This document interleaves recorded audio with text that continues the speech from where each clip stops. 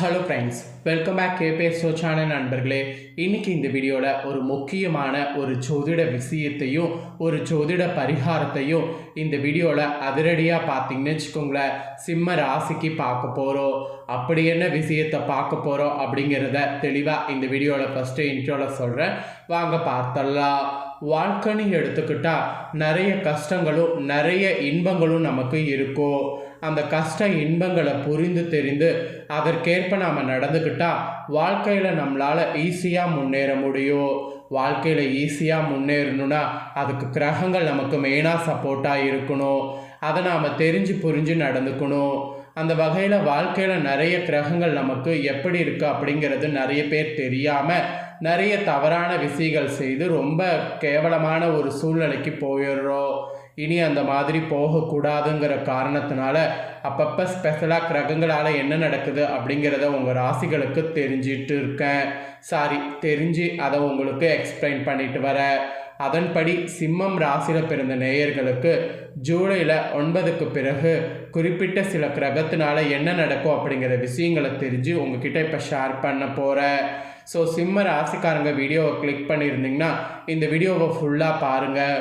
உங்களுக்கு என்ன பலன் கிடைக்கும் அப்படிங்கிறத இப்போ நான் உங்களுக்கு கிளியராக ஷேர் பண்ணுறேன். அதை தெளிவாக இந்த வீடியோவில் தெரிஞ்சுக்குங்க. அதாவது நிறைய கிரகங்கள் பார்த்திங்கன்னு வச்சுக்கோங்களேன், ஒரு இதில் இருந்து இன்னொரு இதுக்கு மாறும்போது அதனுடைய மாற்ற அடிப்படையில் பலன்கள் கொடுக்கும். ஆனால் ஒரு சில கிரகம் வலுவாக பார்த்திங்கன்னு வச்சுக்கோங்களேன், வக்ரங்கிற ஒரு நிலையை அடையும் போது நிறைய பலன்களை கொடுக்கும். அதில் வக்ரம்னு சொன்ன உடனே நம்ம நினைவிற்கு வருவது சனிதான். ஜோதிடத்து மேலே பெருசாக நம்பிக்கை இல்லாமல் இருக்கிறவங்களுக்கு கூட ஜோதிடத்து மேலே ஒரு பயம் வரும்னா அது சனி என்று சொன்னாவே வந்துடும். ஏன்னா சனிதான் பாடத்தை புகுத்துறவர். ஒருவர் என்ன செய்கிறாரோ அதுக்கு கர்ம வினைகளை கரெக்டாக கொடுக்கக்கூடிய நீதி தவறாத நீதிமான். கடவுளையே ஆட்டி படைக்கக்கூடிய ஒரே கிரகம் சனிதான். அப்பேற்பட்ட சனிதான் இந்த ஜூலையில் வக்ரங்கிற ஒரு நிலையை அடைய போகுது. அதனால தான் சிம்ம ராசிக்காரங்களுக்கு அடுத்து இதெல்லாம் நடந்தே தீரும் என்பது சனினால் குறிப்பிடப்படுது. அப்படி என்ன நடந்தே தீரும் அப்படிங்கிற முக்கிய விஷயத்தை தான் உங்களுக்கு இந்த வீடியோவில் எக்ஸ்பிளைன் பண்ண போகிறேன். சிம்ம ராசிக்காரங்க உங்களுக்கான பலனை தெளிவாக இந்த வீடியோவில் நான் சொல்கிறத தெரிஞ்சுக்குங்க. இதற்கேற்ப நடந்து பயன்பெறுங்க. சனியுடைய பலன்கள் மட்டும் இல்லாமல் சனியுடைய ஆபத்திலிருந்து தப்பிப்பதற்கு பரிகாரமாக என்னெல்லாம் செய்யணும் அப்படிங்கிறதையும் சொல்ல போகிறேன். அதையும் இந்த வீடியோவில் தெரிஞ்சுக்குங்க. வீடியோ ரொம்பவே யூஸ்ஃபுல்லாக இருக்கும், அதே சமயம் ரொம்பவே இன்ட்ரெஸ்டாகவும் இருக்கும். வீடியோவை சிம்ம ராசிக்காரங்க ஃபுல்லாக பாருங்கள். ஜூலையில் குறிப்பிட்ட சில நாட்கள் சனியில் பிடியில் எல்லா ராசிக்காரங்களுமே சிக்க இருக்கும். இதில் யாருக்கு சோதனை காலம், யாருக்கு சாதனை காலம், யார் எதை செய்தால் தப்பித்தா நமக்கு நல்லது நடக்கும் அப்படிங்கிற எளிய விஷயங்களும் ஒவ்வொரு ராசிக்காரங்களுக்கும் சொல்லிட்டு வர. அதில் சிம்ம ராசிக்காரங்களுக்கான பரிகாரங்கள் இந்த தான் இந்த வீடியோவில் பார்க்க போகிறோம். ஃபஸ்ட்டு எப்போ வக்ரம் நடக்குது அப்படிங்கிற விவரத்தை முழுசாக சொல்கிறேன், அதை முதல்ல தெரிஞ்சுக்குங்க. ஆக்சுவலி இந்த ஜூலை மாதம் கிரகங்களுடைய பயிற்சிகள் நிறைய இருக்குது. அதில் மெயினாக சனியுடைய பகவானுடைய கோப பார்வை தான் எல்லாருக்குமே ஹைலைட்டாக சொல்லப்படுது. இதில் குறிப்பிட்ட ராசிக்காரங்களுக்கு சோதனை காலம் வரும். அது யாருக்குங்கிறத குறித்தும் பரிகாரங்கள் குறித்தும் ஒவ்வொருவருக்கும் ஷேர் பண்ணிகிட்ருக்கேன். அதில் சிம்ம ராசிக்காரங்களுக்கு ஷேர் பண்ண போகிறேன். பேசிக்காகவே இந்த 2026 ஜூலை மாதம் ஜோதிட ரீதியாக பெரும் திருப்பங்கள் நிறைந்த மாதமாக அமையும் என்பது ஃபஸ்ட்டே சொல்லிட்டாங்க. இந்த மாதத்தில் நிகழக்கூடிய மெயின் விஷயம் குரு பகவானின் அஸ்தமனம். இன்னொரு மெயின் விஷயம் சனி பகவானுடைய வக்ர பயிற்சி. இது ரெண்டுமே ஜோதிட உலகில் மிக முக்கிய நிகழ்வாக பார்க்கப்படுகிறது.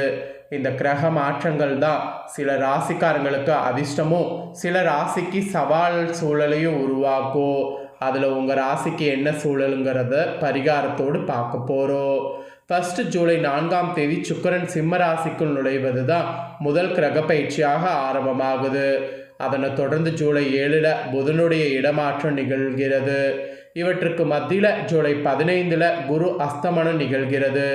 அப்புறம் ஜூலை 27ஆம் தேதி மீன ராசியில் சனி பகவான் வக்ரகதி, அதாவது பின்னோக்கி நகர தொடங்குவார்.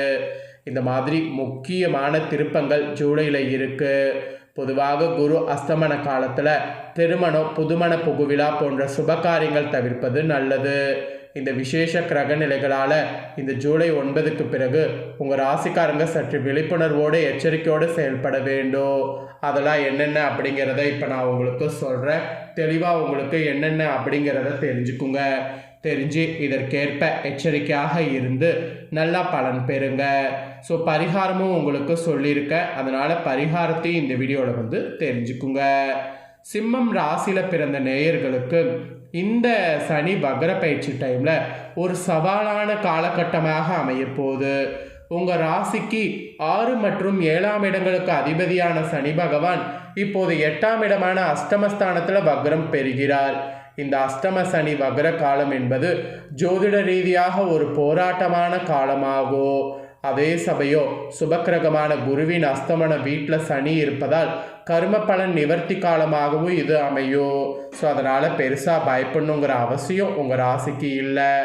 ராசிக்கு அஷ்டமஸ்தானத்தில் உள்ள சனி வக்ரம் உங்கள் ஆரோக்கியம், வண்டி வாகன பயணம் மற்றும் நீண்ட கால திட்டங்களில் சில தடைகளை ஏற்படுத்தும். அதே சமயம் தேவையற்ற வாக்குவாதங்கள் மற்றும் சட்ட விவகாரங்கள்லேருந்து தள்ளி இருப்பது நல்லது. இருப்பினும் 11ஆவது இடத்தில் இருக்கக்கூடிய குருவின் பார்வை உங்களுக்கு பொருளாதார பாதுகாப்பை வழங்கும். அதனால் பெருசாக நீங்கள் கவலைப்பட வேண்டிய அவசியம் இல்லை. அதே சமயம் குடும்பத்தால் பார்த்தீங்கன்னு வச்சுக்கோங்களேன், அமைதி காக்க நீங்கள் விட்டு கொடுத்து செல்வது இந்த டைம் அவசியம். வாழ்க்கை துணையோடு கூட சில கருத்து வேறுபாடுகள் வரலாம். அதனால் பேச்சில் நிதானம் தேவை. பொருளாதாரத்தை பொறுத்தவரை கூட வருமானத்தை விட செலவுகள் அதிகம் ஏற்படும். அதனால் இந்த சனி வக்ர டைமில் சிக்கனம் உங்கள் ராசிக்கு அவசியம் என்பது மெயினாக குறிப்பிடப்படுகிறது. சிக்கனமாக இருந்தீங்கன்னா பொருளாதார ரீதியாக பெரிய இழப்பு இல்லாமல் தப்பிக்கொள்ளலாம். அப்புறம் தொழிலில் கூட புதிய முதலீடுகளை தவிர்க்கணும். வரி விவகாரங்கள் மற்றும் சட்டப்பூர்வ ஒப்பந்தங்களில் மிகுந்த கவனத்தோடு செயல்பட வேண்டும். தேவையற்ற வெளியூர் பயணங்களை குறைத்து கொண்டு குடும்பத்தோடு அதிக நேரத்தை செலவிடுவது நல்லது. கடன்களை கட்டுப்படுத்த வரவுக்குள் செலவு செய்யக்கூடிய பழக்கத்தை இந்த டைம் வளர்த்து கொள்ள வேண்டும். அந்த ஒரு வழக்கத்தை வளர்த்து கொண்டீங்கன்னா கண்டிப்பாக உங்களுக்கு நல்லது நடக்கும்.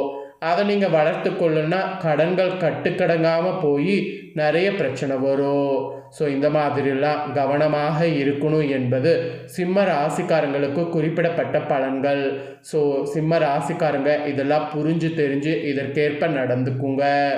அதுக்கப்புறமா நீங்கள் தொழில் உத்தியோகத்தில் பணி சுமை கொஞ்சம் இந்த டைம் அதிகரிக்கும். வேலையில் கூட திடீர் மாற்றங்கள் அல்லது மேலதிகாரிகளோடு மனஸ்தாபங்கள் ஏற்படும். வேலையை கூட மாற்ற முடிவை நீங்கள் பண்ணிங்கன்னா இப்போ நீங்கள் அதை கொஞ்சம் தள்ளி வைங்க. விடவும் முடிவு பண்ணிங்கன்னா தள்ளி வைங்க. அதுதான் உங்களுக்கு நல்லது. அதோடு சுய தொழில் செய்பவர்கள் வாடிக்கையாளர்களுடைய தேவைகளை பூர்த்தி செய்வதில் கூடுதல் கவனம் செலுத்த வேண்டும். அப்போ தான் நீங்கள் வெற்றியானது பெற முடியும். புதிய கூட்டாளிகளை தேர்ந்தெடுக்கும் போது மிக எச்சரிக்கையாக இருக்க வேண்டும். எதிலும் லாபம் அடைவதை விட இருப்பதை இழக்காமல் இருப்பதே இந்த 2.5 ஆண்டு காலத்தில் வெற்றியாகும். அதுவும் பர்டிகுலராக இந்த டைம் அதுதான் உங்களுக்கு வெற்றி கொடுக்கும். பணிபுரியக்கூடிய இடத்துல உங்களுடைய பொறுமையை சோதிக்கக்கூடிய நிகழ்வுகள் நடக்கும். பொறுத்தார் பூமி ஆர்வாருங்கிற பழமொழியை ஞாபகம் வச்சு செயல்படுங்க. இதெல்லாம் உங்களுக்கு மேலும் சொல்லப்பட்ட பலன்கள். இதற்கேற்ப நடந்து சிம்ம ராசிக்காரங்க பயன்பெறுங்க. பரிகாரமாக சிலது செய்தீங்கன்னா இந்த சனி வக்ர டைமை ஈஸியாக நீங்கள் கடந்துடலாம். சிம்ம ராசிக்காரங்க இனி ஜூலை 9 தினசரி அதிகாலையில் எழுந்த உடனே சூரிய தரிசனம், கருட தரிசனம் செய்வது மிக அவசியம். கருட தரிசனம் செய்ய முடியாட்டி சூரிய தரிசனம் செய்துடுங்க. அப்புறம் சனிக்கிழமையில் ஆஞ்சநேயருக்கு வெண்ணெய் சாத்தி கருடாழ்வார்களுக்கு நெய்தீபம் ஏற்றி வழிபாடு செய்யுங்க. இது அஷ்டம சனியின் பாதிப்பை உங்களுக்கு குறைக்கும். அதுவும் வக்ர சனியுடைய பாதிப்பை இன்னும் குறைக்கும். வண்டி வாகனம் இயக்கும் போது அதிக வேகத்தை தவிர்ப்பது நல்லது. முடிந்தவரை இரவு நேர பயணங்கள் தவிர்ப்பது முக்கியம். ஏழைகளுக்கு போர்வை அல்லது கருப்பாடைகளை தானம் செய்வது நல்ல சனிப்பிரதியாக அமையும். அதுவும் ஞாயிற்றுக்கிழமை மாலை நேரங்களில் சிவன் கோவிலுக்கு சென்று நித்திய பிரதோஷ காலத்தில் தினசரி மாலை வழிபடுவது சிறந்தது. இதை நீங்கள் எந்த அளவுக்கு செய்கிறீங்களோ அந்த அளவுக்கு உங்களுக்கு சனியுடைய வக்கரத்தில் நிறைய நன்மைகள் நடக்கும். ஸோ நிறைய நன்மைகள் நடக்க இந்த பரிகாரங்கள்லாம் வந்து சிம்ம ராசிக்காரங்க செய்து பயன்பெறுங்க. ஸோ சிம்ம ராசிக்காரங்க நீங்கள் என்ன மாதிரியான பரிகாரங்கள் செய்யணும், என்ன பலன்கள் கிடைக்கும் அப்படிங்கிறத எல்லாமே தெளிவாக உங்களுக்கு ஷேர் பண்ணிட்டேன். ஷேர் பண்ணதை இந்த வீடியோவில் வந்து நீங்கள் உங்களுக்கு தெரிஞ்சிருப்பீங்க. தெரிஞ்சதுக்கேற்ப நடந்து பயன்பெறுங்க. இதை நீங்கள் பார்த்தது போல் உங்கள் ஃப்ரெண்ட்ஸ் ஃபேமிலி இருக்கவங்களும் பார்த்து பயன்பெறணும்னு நினச்சிங்கன்னா வீடியோ லைக் பண்ணி ஷேர் பண்ணுங்கள். அவங்களும் சிம்ம ராசிக்காரங்களாக இருந்தால் பார்த்து பயன்பெறட்டும். இதே போல் புதிய தோள்களை தெரிந்து கொள்ள சேனலை சப்ஸ்கிரைப் பண்ணுங்கள், கூட பெல் பண்ண ப்ரெஸ் பண்ணுங்கள்.